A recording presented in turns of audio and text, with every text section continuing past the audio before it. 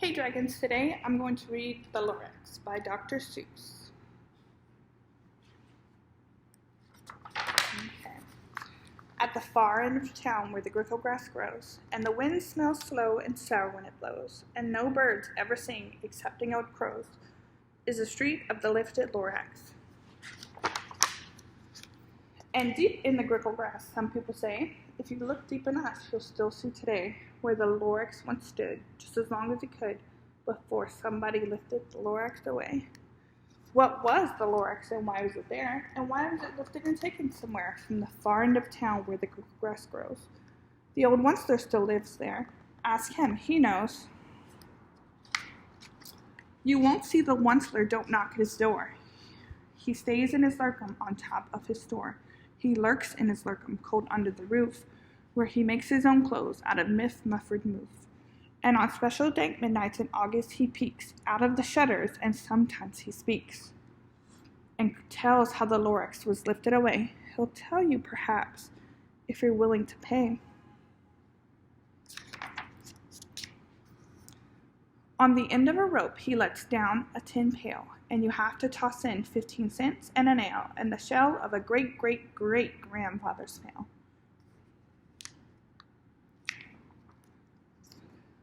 Then he pulls up the pail, makes a most careful count, to see if you've paid him the proper amount. Then he hides what you've paid him away in a sieve, his secret strange hole in his girdleless glove. Then he grunts, I will call you by whisper-mophone, for the secrets I tell you are for your ears alone. Slip! Down slips the whisper-mophone to your ear, and the old one's whispers are not very clear, since they have to come down through a snurgly hose, and he sounds as if he's had smallish bees up his nose. Now I'll tell you, he says, with his teeth sounding gray, how the Lorax got lifted and taken away. It all started way back, such a long time back.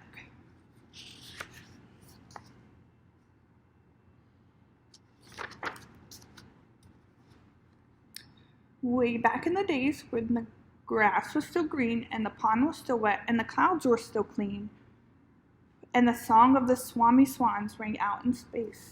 One morning I came to this glorious place, and I first saw the trees, the truffula trees, the bright-colored tufts of the truffula trees, mile after mile in the fresh morning breeze. And under the trees I saw brown barbaloots, frisking about in their barbaloot suits as they played in the shade and ate truffula fruits. From the rippleless pond came the comfortable sound of the hummingfish humming while splashing around. But those truffula trees, all my life I'd been searching for trees such as these. The touch of their tufts was much softer than silk, and they had the sweet smell of fresh butterfly milk. I felt a great leaping of joy in my heart. I knew just what I'd do. I unloaded my cart. In no time at all, I had built a small shop. Then I chopped down a truffula tree with one chop, and with great skillful skill and with great speedy speed, I took the soft tuft and I knitted a thneed.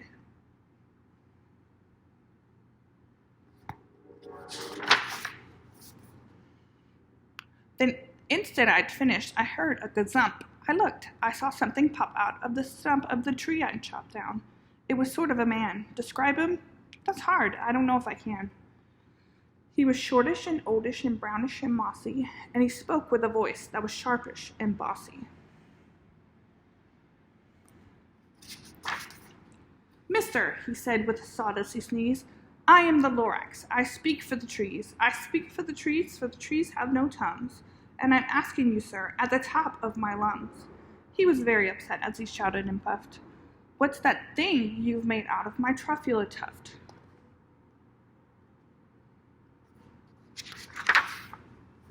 Look, Lorax, I said, there's no cause for alarm. I chopped just one tree. I am doing no harm. I'm being quite useful. This thing is a thneed. A thneed's a fine something that all people need. It's a shirt, it's a sock, it's a glove, it's a hat. But it has other uses, yes, far beyond that. You can use it for carpets, for pillows, for sheets, or curtains or covers for bicycle seats. The Lorax said, Sir, you are crazy with greed. There is no one on earth who would buy that fool's need. He does not look pleased. But the very next minute I proved he was wrong, for just at that minute a chap came along, and he thought that the Thneed I had knitted was great. He happily bought it for $3.98. I laughed at the Lorax. You poor stupid guy, you never can tell what some people will buy.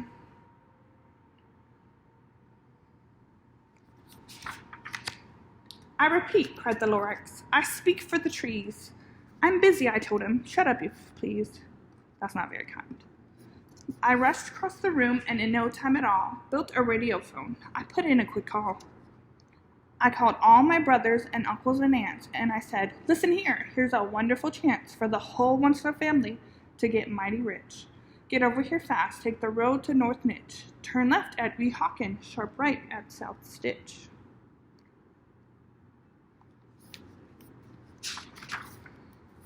And in no time at all, in the factory I built, the whole Onceler family was working full tilt. We were all knitting Thneeds just as busy as bees, to the sound of the chopping of truffula trees.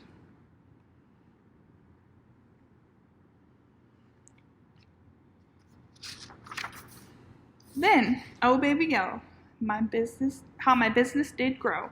Now chopping one tree at a time was too slow. So I quickly invented my super axe hacker, which whacked off 4 truffula trees at one smacker. We were making Thneeds 4 times as fast as before, and that Lorax, he didn't show up anymore.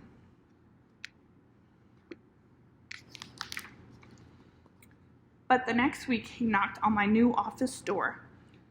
He snapped, I'm the Lorax who speaks for the trees, which you seem to be chopping as fast as you please, but I'm also in charge of the brown barbaloots, who played in the shade in their barbaloot suits, and happily lived eating truffula fruits.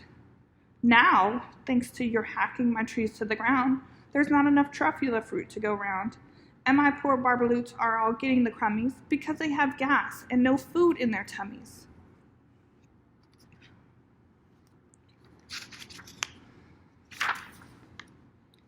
They loved living here, but I can't let them stay. They'll have to find food, and I hope that they may. Good luck, boys, he cried, and he sent them away. I, the Onceler, felt sad as I watched them all go, but business is business, and business must grow, regardless of crummies and tummies, you know.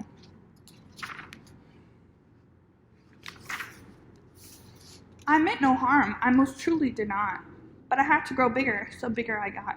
I biggered my factory, I biggered my roads, I biggered my wagons, I biggered the loads of the Thneeds I shipped out.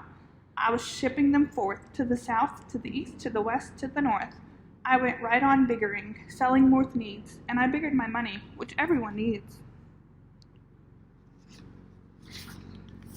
Then again he came back. I was fixing some pipes, when that old nuisance Lorax came back with more gripes. I am the Lorax, he coughed and he whiffed. He sneezed and he snuffed. He snarled, he sniffed. Onceler, he cried with a crofulous croak. Onceler, you're making smogulous smoke. My poor swami swans, why they can't sing a note. No one can sing who has smog in his throat.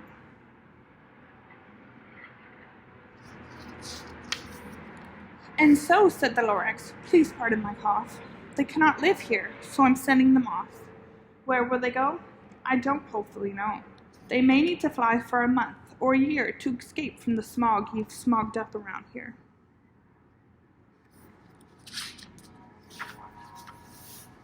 What's more, snapped the Lorax. His danger was up. Let me say a few words about gluppity-glup. Your machinery chugs on day and night without stop, making gluppity-glup, also sloppity-slop. And what do you do with this leftover goo? I'll show you, you dirty old Onceler man, you.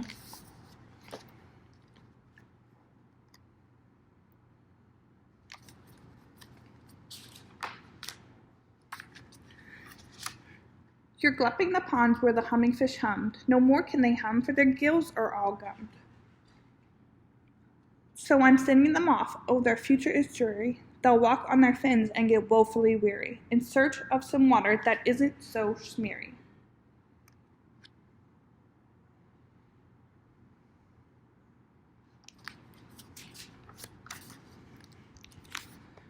And then I got mad. I got terribly mad. I yelled at the Lorax. Now listen here, Dad. All you do is yap yap and say bad, bad, bad, bad. Well, I have my rights, sir, and I'm telling you, I intend to go on doing just what I do. And for your information, you Lorax, I'm figuring on biggering and biggering and biggering and biggering, turning more truffula trees into needs, which everyone needs.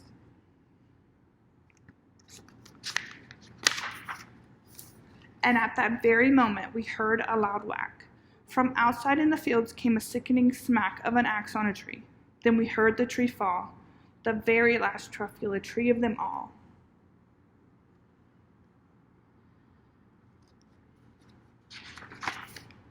No more trees, no more needs, no more work to be done. So in no time at all, my uncles and aunts, everyone, all waved me goodbye. They jumped into my cars and drove away under the smoke-smogged stars. Now, all that was left neath the bad-smelling sky was my big empty factory, the Lorax and I.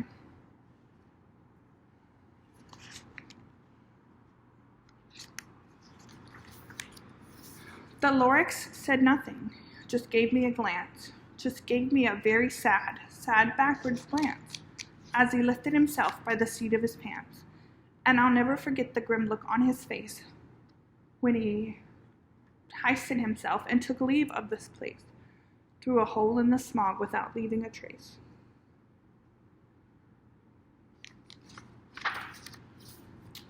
And all that the Lorax left here in this mess was a small pile of rocks and the one word, unless. Whatever that meant, well, I just couldn't guess. It's a pile of stones. That was long, long ago, but each day since that day, I've sat here and worried away. Through the years when my buildings have fallen apart, I've worried about it with all of my heart. But now, said the Onceler, now that you're here, the word of the Onceler seems perfectly clear. Unless someone like you cares a whole awful lot, nothing is going to get better. It's not.